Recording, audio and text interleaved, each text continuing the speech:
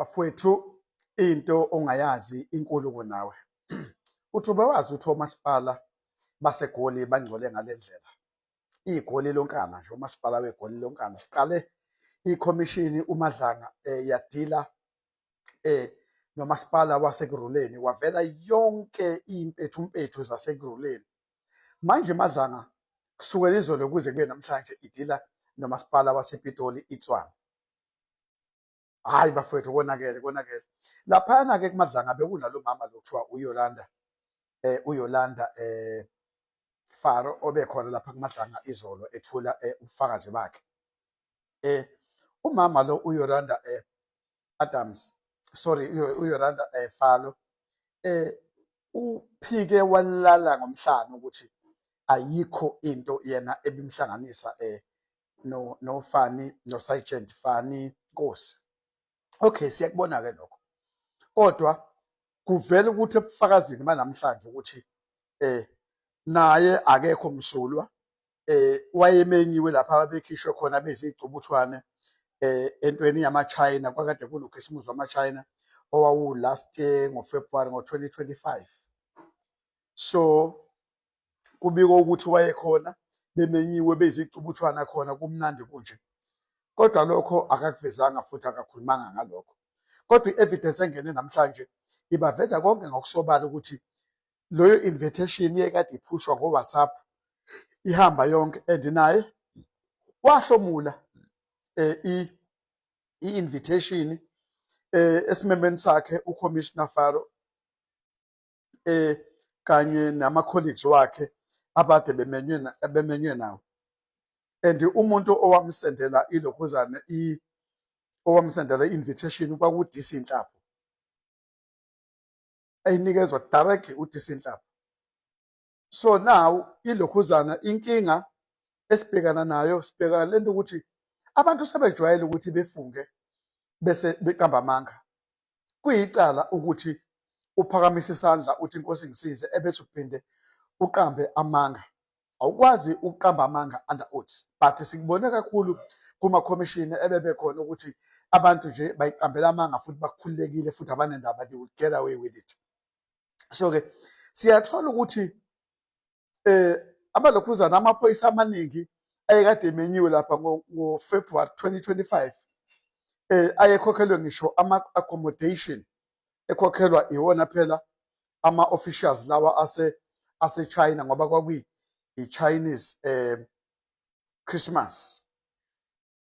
Nanka-ke ama-official ayemenyiwe just amasipala waseTshwane ePitoli, uDC Nhlapho kanye noCommander Elvis Ndlovu kanye noCommander William Mohlala kanye no-Deputy Director Chebel Marupeni kanye no-Warrant Officer Itumeleng Mokwebo kanye no-Warrant Officer Kenneth Sithole kanye no-Miss Welma van der Merwe owusekithali phela, bese kuzoba uMiss Tiana Dibia owusenior secretary. Abantu laba aba-attenda uChristmas phela wama-China owulapha eSandton. Kuyaveza-ke futhi ukuthi uCommissioner Faro kanye namanye ama-colleague akhe wafika naye wayesitholile futhi isimemo. So uCommissioner-ke Faro naye kuvela ukuthi under oath uqamba amanga ngomhla ka-8 kuMadlanga Commission ukuthi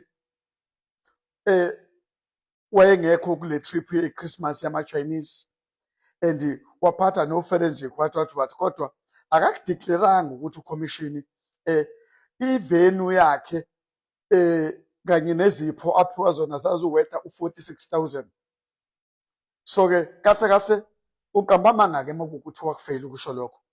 Kodwa-ke ngokulokhu kwamathenda okwesithenda system yakhona, abukho ubufakazi obusavela ukuthi ngempela ungabe une-information ngaleyo. Kodwa nje uthi amaqiniso lo befakazi ukuthi uCommissioner Faro did attend the event, did receive hospitality and failed to declare. Yet he told the Judicial Commissioner that the better was a smear campaign. Kuthiwa-ke amanga-ke abuhlaza lawa abewakhuluma. asazi ukuthi yozala nkomoni, kodwa siyabona ukuthi omasipala baseThekwini, abasisoli baseGoli, iGruleni, iTshwane babolile. Kubole ngisho oMetro Police akhona. Ave ngifisa-ke ukuthi phela konke kubizwe bafowethu omasipala bala eThekwini, umasipala waseThekwini, iThekwini municipality unemali nomasipala. Ilembe municipality eStenga, uMgungundlovu municipality ayikonakele bafowethu kula umasipala bethu. Labo masipala nje abawu-3 seningaya-ke ePortshepstone, ningakhohlwa ukuya laphana ePortshepstone kumasipala wakhona.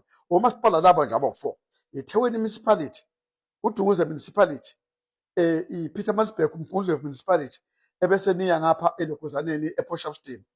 Hayi-ke already uMkhambathini sesiyazi ukuthi ubolile, naMkhambathini sesizwile ukuthi kunethenda thizeni yey'kulu ezizumbulu ebiphumile ebi-involve ngisho yena uKelvin Mathebeli kuyona, and izinto ebezenzeka khona bekade zingahambi kahle beziningi.